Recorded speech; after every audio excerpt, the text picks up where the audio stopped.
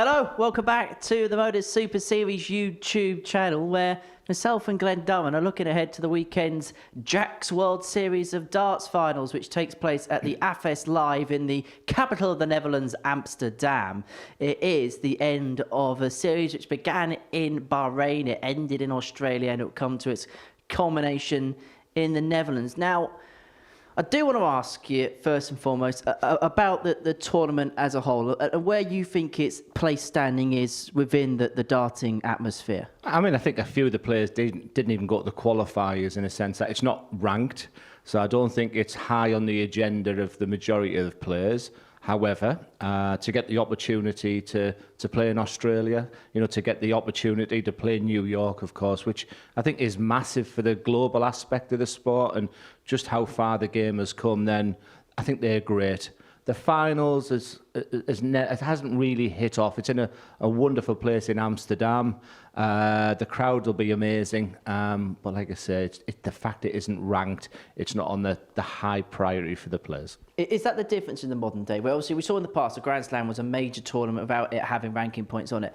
For the players these days, is it all about putting that money on the order of merit? Yeah, because the calendar's so stacked now. You can see players prioritising sort of periods in the year of when they went to, and it's got to be that. But it can't be ranked because there's potential players there who don't have the opportunity, barring just playing in the qualifiers. So, I mean, it's there for the reason. It's there for the bigger picture, the strategy of making it a global game. I mean, don't be surprised if we see a World Series, even in Saudi Arabia, Qatar in the future. I'd love to see it sort of in the Middle East as well. I love the China Premier League, Japan. So it's getting bigger and bigger, but the finals just needs maybe just something. Well, these are the players that have qualified. Now, as you say, it's an international flavour to this, all part of the bigger, bolder, grander scheme for the PDC. And you've got players all across the globe. You've got order merit qualifiers. So Damon Hareton, Michael van Gerwen, Josh Rock, Peter Wright's going to be in there. We're really looking forward to seeing Josh Rock play. And then obviously you've got your international players, Simon Whitlock, Johnny Tartar, who had a very good Lakeside last year, as did Jason Brandon, and Danny Lauby, who played exceptional at the Madison Square Garden. Yeah, it's interesting you finish off on Danny Lauby there, because I was literally sat with his manager on the day when the qualifiers were coming out, so he was delighted that he got the call. And for someone like Danny, who's just looking for that real spark, it could be a competition for him where he can really kick on, but then he goes and draws Gerwin Price first round, so that's going to be a tough one for him.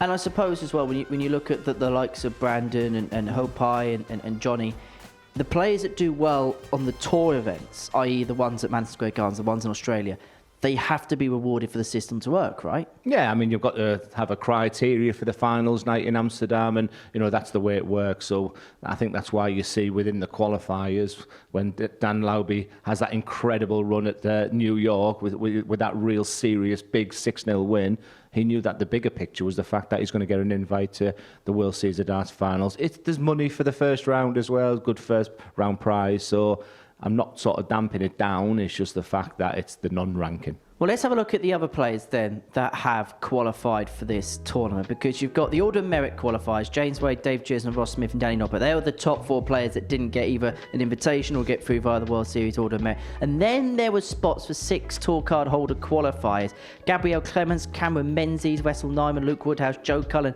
and Cord Decker of Norway. You get the sense, actually, out of those tour card qualifiers, you kind of get a blend of everything. Players that are currently in form, the likes of Menzies, Nyman, and then for someone like Cord Decker, probably could have got an invite potentially if he had a good run of it in Copenhagen. Yeah, it's fantastic for Cord Decker. I met him, not for the first time, but I met him at the Q School, where he's come through there. So it's fantastic for him. But the name that stood out for me there was Joe Cullen.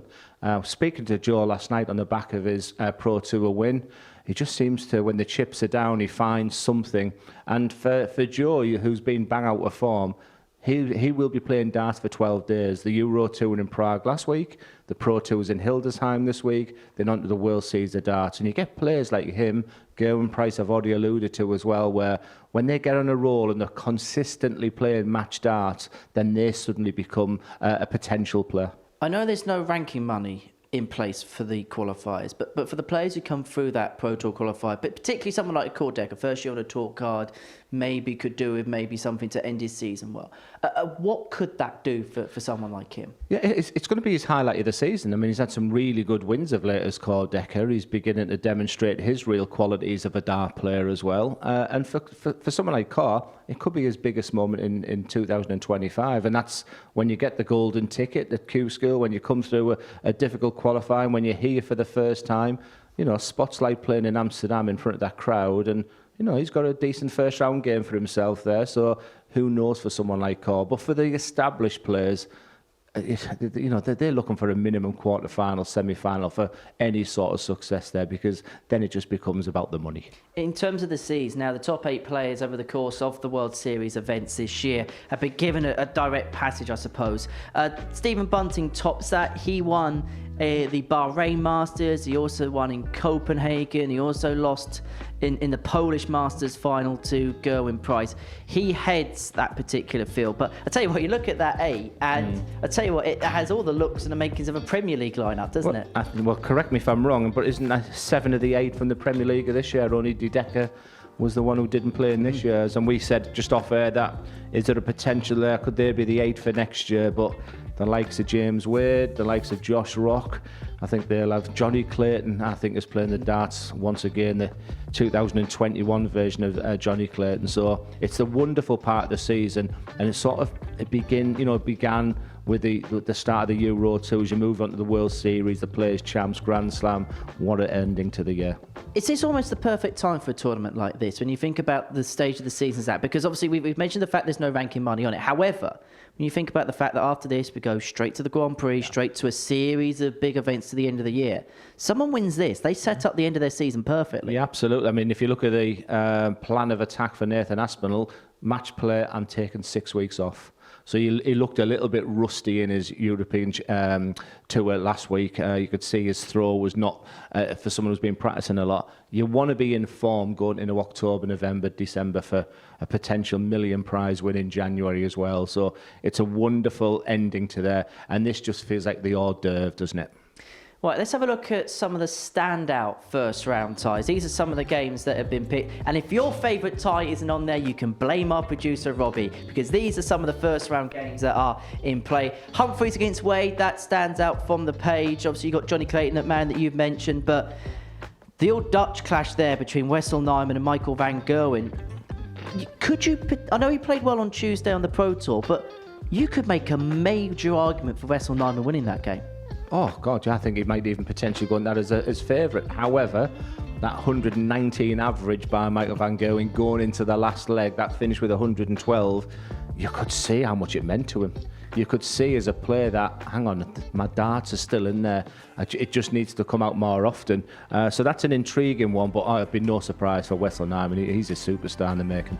For Michael as well, being back in the Netherlands, obviously been high profile the last few months, haven't been great for him. This could be the perfect thing for him, couldn't it? Yeah, it's only a few miles away from his home as well. He's going to have a crowd, and like I said, the reaction from the Prague crowd when he had that staggering average, it was almost as well that his opponent was delighted that he played well. You know, they were hugging for ages, and I just think even the other players want Michael van Gerwen because he's good for the sport. He's been our ambassador, you know, since 2016 onwards, and it's almost like the other players are wanting to see the real version of MGG coming out. Who goes and lifts it? Who, at the minute, is the one you think, yeah, they could get their hands on that trophy? I'm getting a bit bored saying Luke Littler all the time. I quite like his draw that he's got, but Gerwyn Price is looking supreme at the moment. He's on the back of a win and a runner-up spot on the floor at Hildesheim this week. He looks trim, he looks fit, he's speaking so well. He's got a comfortable first round with Danny Lauby in the sense that he's going to enjoy the pace of that game. Gerwin Price for me. Does he need a TV win going? Because as good, he's done loads of great things this year on the floor of the Euro Tour, but that TV win's been something that's eluded him for a while now. Yeah, maybe, but he's still got that winning feeling, and I think with Gerwin Price, when his head is right, it feels like his A game can beat anyone's there. But look, James Wade's in the form of his life. That game against Luke Humphreys is going to be a beauty. Humphreys on the back of a Euro Tour win. The best players in the world are there at the World Series of Darts in Amsterdam. To pick a winner is going to be really tough, but just for me, just Gerwin Price. Well, that's it for now from the MODUS Super Series YouTube channel, but click down here. It's down there. It's taken a few takes to do it, but yeah, down there, there's a subscribe button. Click it, because if you click it, we're going to give you all this.